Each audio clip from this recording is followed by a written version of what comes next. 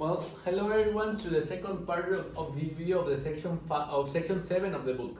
Now, in the last video we saw that we have two assumptions for the confidence interval. One, that you have to have a normal distribution population, and two, that you need to know the standard deviation of the population.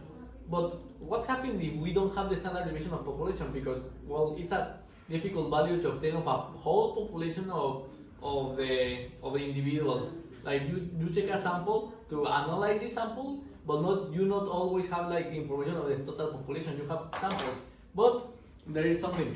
What if we have a big enough population? Big enough.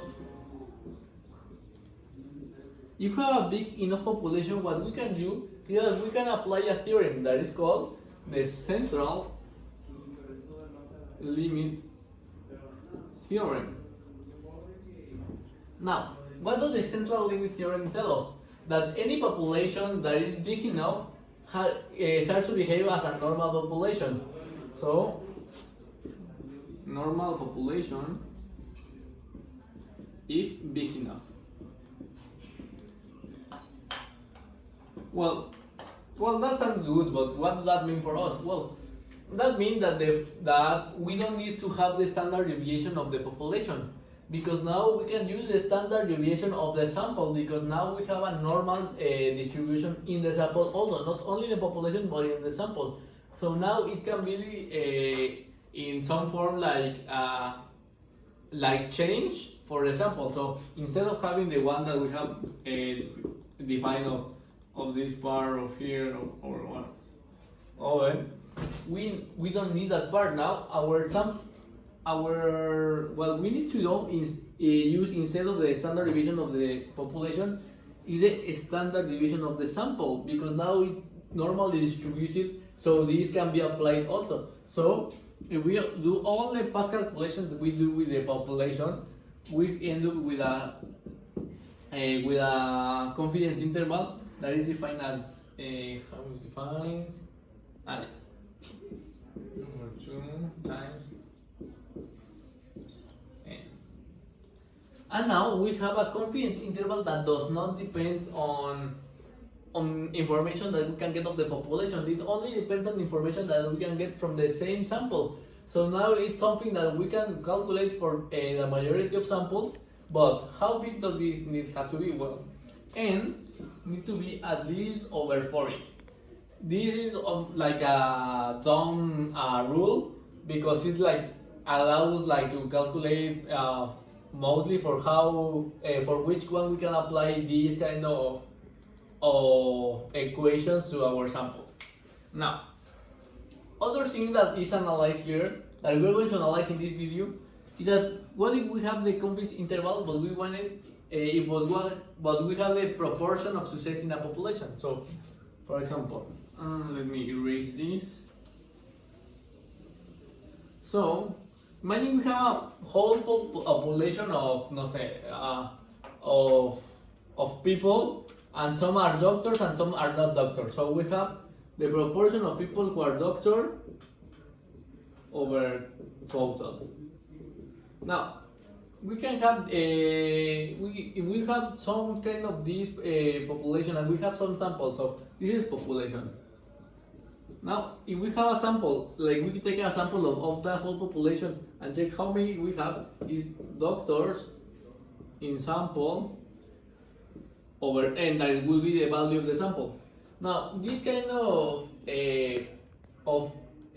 samples and population have a different way of being calculated for the confidence interval. So we know that for this kind of problems, the expected value will be n times the proportion, or as we have seen before, can be said as like the probability. And also, we have already discussed that the standard deviation of this can be calculated as p times 1 minus p times p n. We have seen this in past video, because this will start behaving as a binomial distribution, because we have p success or 1 minus p, that will be the probability of not being a success, in this case being a doctor or not being a doctor. Now, in this same way, we can define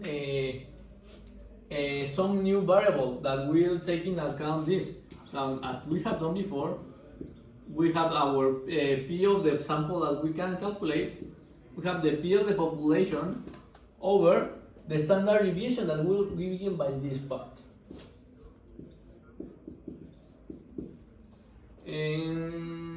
Now, also you need, for this to be correct, you need to have in a normal distribution. So NP must be greater than 10, or also like 1 NP.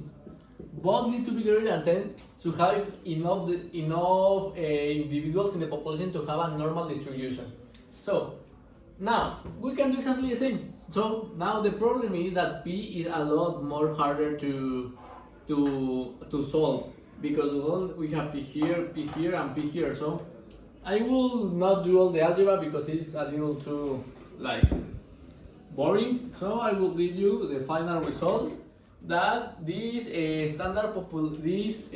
confidence interval of this kind of populations are given by plus theta alpha over 2 times P minus. Yeah, it's a little bit long, people, but wait.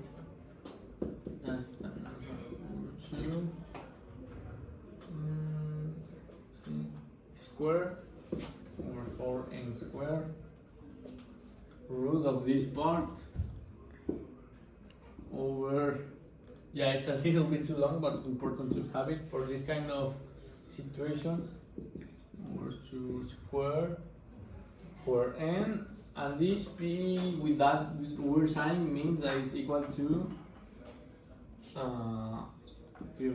the sample plus over 2 square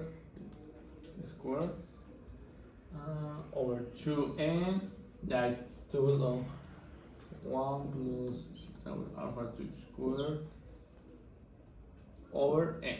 Now, this is our confidence interval that we will have in this case when we have a population with the proportion, and we can have it with the to calculate the confidence interval for our sample that we have like that proportion.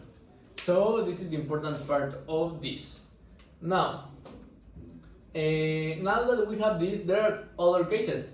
There is, well, we have checked when we have our normal distribution and we want have both sides, like we want 95%, then this will be equal to 2.5 and this will be 2.5.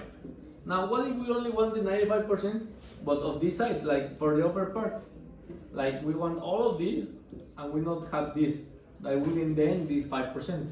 Now this is also easy to get, and I want you to give the result because it's exactly the same.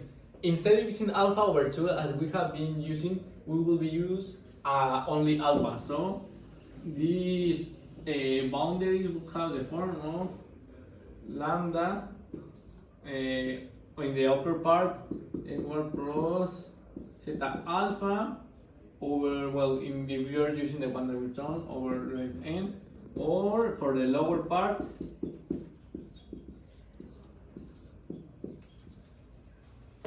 and with this part you have the lower and the upper lower.